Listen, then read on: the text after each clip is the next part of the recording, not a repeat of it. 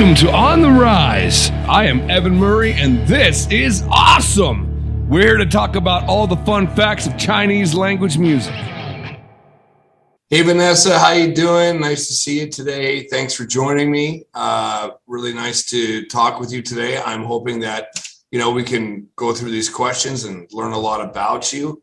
So I'm just wondering, can you tell me about yourself? Give me an intro. Give me a nice introduction about who Vanessa is. Okay. Oh gosh. I guess I'm a multidisciplinary artist, so I dabble in a lot of different art forms and creative expressions. More focused lately is, I guess, on music, but I also practice different movement arts and also visual arts, just like an all-around creative person. I just like storytelling and making little idea capsules. I was born and raised in Taiwan, so I also identify as like Taiwanese, but also an immigrant. I immigrated to so-called Canada, Turtle Island in 2006. 2006. Yeah, I was like 11, so I feel like my identity is kind of like in both worlds, but art stays constant. Okay, we're definitely going to talk about that because that's a very, that's a big point of interest. But let's go back a little bit about with your art stuff. So like, like like you said, a multidisciplinary artist. You're doing music, but also, can you tell me a little bit about this movement art? Like, well, what's that about? Okay. Yeah, I dabble a lot. Like, I wouldn't say I'm like super professionally trained in anything, but I just feel like we have a body, might as well use it. So I was a competitive cheerleader growing up, throughout high school and then like first years of college, I was like a very competitive cheerleader. Got some injuries from that, so I had to step out and then transition into like weightlifting, bodybuilding, did some competitions, wanted to move on. So I'm more participating in dance and circus arts. So I do aerials, and I also started learning kung fu a couple of years ago. Wow. Yeah. Aerials. So like that's like is that like hanging hoops or something? Like, can you tell me? Yeah, I do the hoop. Okay, so that's like acrobatics, right? Would that be considered like acrobats? Yeah, some form. Like I feel like the cheerleading really kind of translated to like circus and acro. Like I was doing partner acro for a while. Not so much because of COVID, and I just didn't have a partner to train with like that. But yeah, like I really love flying and like I don't know, working with my body and momentum and just like testing what I can do. So I feel like aerials is kind of like having a partner, but like a metal hoop instead of a human. I don't know. And is that like, have you ever thought about like incorporating any of that with your music at all, or does that ever come in? Is it like because like that kind of movement, is it like rhythmic, or is there music incorporated with that? Yeah, I actually have two projects that are exploring like combining my aerial practice with music. One of them was I did like a 9 week long like act creating workshop for my aerials, and I used one of my own pieces to like kind of build like a routine or sequence to. So that was like one marriage of the two things. And another thing which I'm like excited about is I did a residency at a local theater called Flutter and Hiss.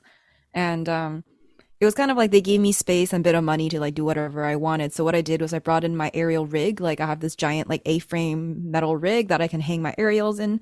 And I wanted to see how I can generate sounds with the aerial. So there's something that I'm interested in called controlled feedback. I'm also like really into weird experimental music. It's actually what I'm studying in school. So I set up 4 speakers around the aerial rig and attached lav mics pointing outwards on each side of the hoop. So then when I would spin it, the distance between the mics and the speakers would create feedback. But because of like it's spinning, it's never like kind of blowing out. We're also really monitoring on like a mixer. So like making sure that it doesn't get too hot and like out of control. But what resulted was this like really interesting rhythmic, these tones that were being generated just between the feedback of the mics and the speakers and the aerial spinning. Wow, that's really interesting. Yeah. It sounds like concept stuff, and maybe like, I think the whole music industry, and I think it's important to kind of venture into these art forms because it just keeps things interesting. And so, what is the significance of where you were born to you? I was born well, literally like in a hospital somewhere in Taipei probably, but where I like grew up as a baby and a young person was in Ganyuan, which was this like pretty much farm town in like northern rural area of the Taiwan. I grew up surrounded by like acres and acres of like farm fields. So sometimes it'd be rice. Some seasons it would be like alternated with other things that are like supposed to help generate nutrients in the soil. So it'd be like sunflowers or something. But I have a lot of childhood memories just like being on the fields and like growing things with my grandparents. My grandma had this beautiful veggie garden and we played outside a lot. Like we kind of had like our video games and anime, but like nobody had cell phones and stuff, right? So we just spent a lot of time outside, like catching tadpoles, watching them grow into frogs, and like chasing butterflies and all that beautiful stuff. And spent a lot of time with my family. So I think that was also significant because my mom's family had lived in that land for at least 7 generations by the time Wow. it got to me. So that place was like cultivated, and there was so many like extended family members. Like I'm pretty sure everybody within like a 0.5K radius was somewhat related to us in one way or another. So everybody was just kind of Wow. like a little village of like aunties and uncles and cousins, and yeah, it was great. So do you miss that? Like, how often do you still come back and visit here a lot or like, The last time I was in Taiwan was in 2019, and it was actually with the band that was touring there that I met here. But generally we try to go back like every couple of years. With COVID, it's been a little bit more challenging just because like quarantine times and travel has just got more complicated. So I haven't been back. I'm hoping to go back soon, but I mm, do miss it a lot. Like I miss my family. My parents and my brother are here, but like I grew up in such a large extended family that it's like really strange to not have them around, especially during like New Year's and like holidays and stuff like that. what defines Taiwanese folk music? Like, how would you answer that question? I have a very difficult time defining genres in general. That's why, like, when people ask me what genre I play, I'm like, it's eclectic. It's like a little bit of everything. Collect, yeah. Eclectic. But I guess Taiwanese folk music, music like written and sung by Taiwanese artists. Is it like Um, acoustic guitar and singing in Not Taiwanese? Like, always.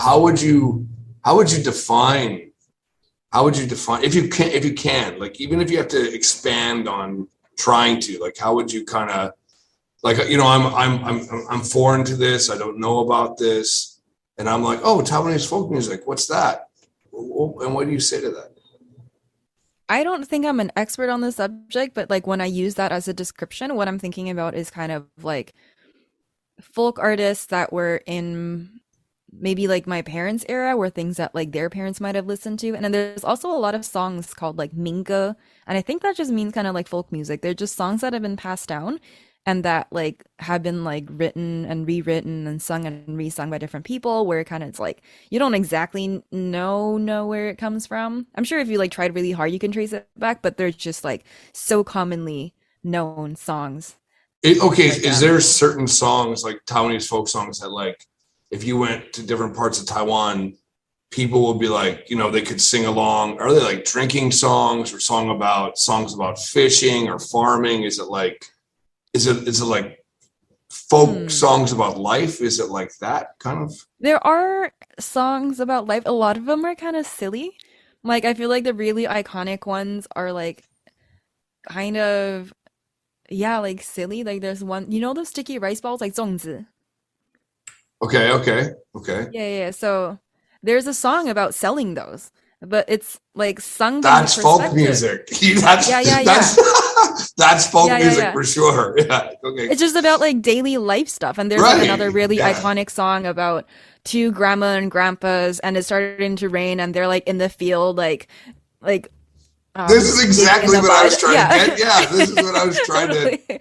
dig out of it. No, that's what else? Like, is there anything else you can think about there too? Because that has such a way of life signature to it, right? Yeah. Can you think of Yeah, because any I other think ones like familiar? hmm. I mean like a song that I really like is the Green Island like serenade, or 绿岛小夜曲. Like I sung it today actually in the show, and it's like something that my dad sang to me growing up. I don't know if it completely classifies as a folk song because I feel like it's not like old to the point you can't figure out who it's from, but it is about Green Island, which is off the coast of Taiwan. And it does have kind of that like classic, it's got like the instrumentation on it, like strings and like maybe like guitar or piano and things like that. And it's been also covered by a lot of famous singers in Taiwan, like whether they're pop singers, Okay. pop folk singers. Um, yeah, it's also one of those songs that like most Taiwanese people will know and recognize it and can sing along to it. Like every time I sing it in a place with Taiwanese people, they're like, "Oh my God, I haven't heard that song in years."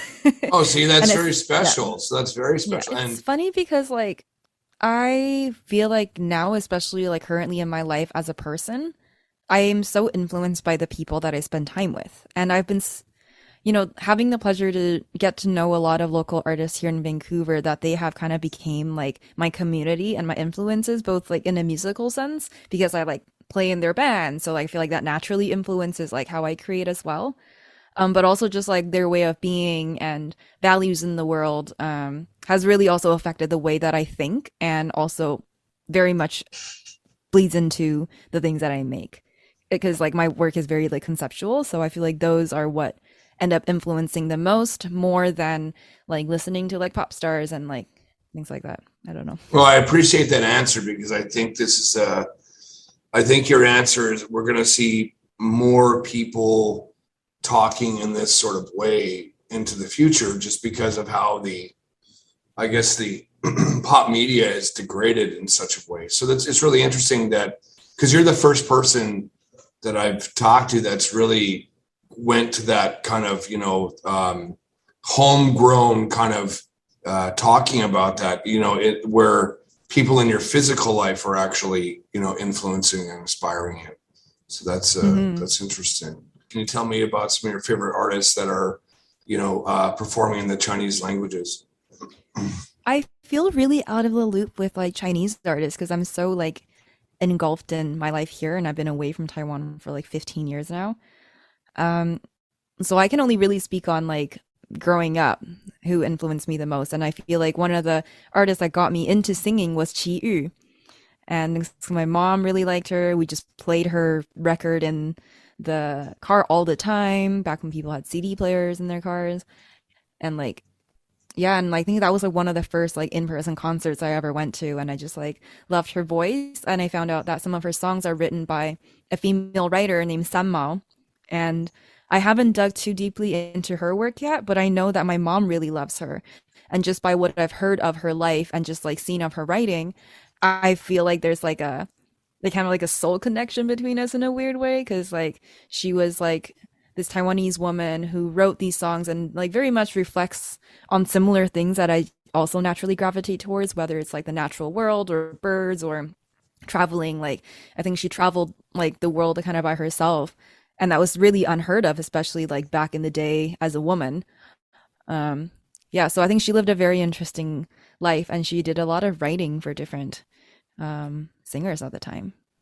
Okay, interesting. Something I think something about that like free spirit because like I also grappled with like being like an Asian woman in society, like going out, venturing the world and traveling and like kind of stepping outside of the box. No, not having that plan to like have a stable career and then like get married and have babies. Even that is a rebellious act in a lot of ways, pursuing the arts and traveling alone and just like kind of making things up as I go and just being as honest as I can to myself. It's not super usual, especially in my culture. So I think like hearing about other women who have done the same thing like decades ago, like it's really exciting. I think that Tell me about a memorable experience performing in front of non-Chinese speaking audiences. non-Chinese speaking audience. Yeah. Hmm. Well, the one that's coming to mind the most that's like really like hit me in the core significant. I was in Mexico. I was at this ayahuasca ceremony and Oh, there was so like backtracking a little bit. I had been unpacking around that time. It was like in my early 20s, kind of how much shame I had carried throughout my teens about being different. I moved from Taiwan straight to Maple Ridge. Um, Weird, like Maple Ridge. I don't know. Audience probably doesn't know this. It's in BC. It's a pretty white, like suburban town. So going from like Taiwan farmland to Maple Ridge was quite shocking for me. Culture I shock. had some, yeah, I had like basic English skills and things like that, but I was just weird. Like I didn't know how to be. Like I grew up around my cousins. I wore my brother's clothes. I had like glasses and braces and like straight bangs, and like I was a weird kid. I was not here to be popular, and it took me a really long time to figure out how to make friends and blend in and be kind of like socially accepted. So I carried a lot of shame around being different. So then I did everything I can to like fit in as quick as possible, as you do as like a preteen. So I didn't really speak my language. I wouldn't want to bring my food to school. Um, and I didn't realize how much that impacted me until later on in life. So back to the story about the ayahuasca ceremony, I got to sing some Chinese songs in like a group of people by a fire. It was kind of towards the end of the night. People are just coming back together out of their like journeys. And I sang a Chinese song to people who none of them spoke Chinese. They're like world travelers or locals. And I felt so accepted and realized that like my language, my culture, my songs are just as valid and beautiful in this space where people didn't have an expectation of how I showed up. You know, like my difference is actually like contributing to this space and sharing something that people don't get to experience otherwise, rather than something that I should hide about myself. And like in that moment, it was just so healing to be able to, like, it wasn't like a performance because people were like taking turns just sharing songs and prayers. But yeah, that was significant because like it really hit me that day, like how much I had been pushing that side of myself away, and just like kind of came into like full acceptance of like, wow, like this is really beautiful. And it's like such a gift that I get to have it. Why would I ever want to lose that again? Have you heard of the thing called the Junos? I have heard of the Junos. Okay, and tell me about how familiar you are with that, and do you know any I of the know it's award like winners, or are you involved in any of that stuff? I know it's a big deal for like Canadian music artists. I guess it's kind of like our version of the Grammys, from my understanding. I know a lot Right. of Yeah. people. I know a few people who have been nominated. Um, I don't know if I know anybody that won. Not off the top of my head, but I do know a few like nominees Okay. this year's and previous years.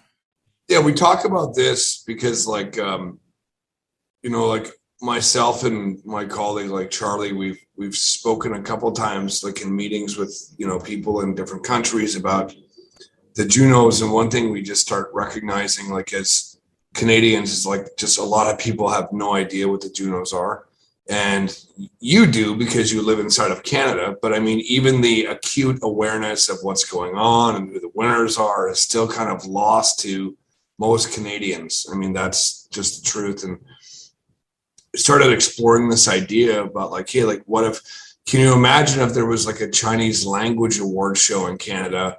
It might be like, like 10 times more popular than the Junos, itself. If there was Chinese language music award show in Canada, it could very well just like swallow, the whole entire Canadian music scene. And it's hard to say Chinese because Chinese is like such an umbrella word, right? For so many different languages and different cultures, and, Yeah.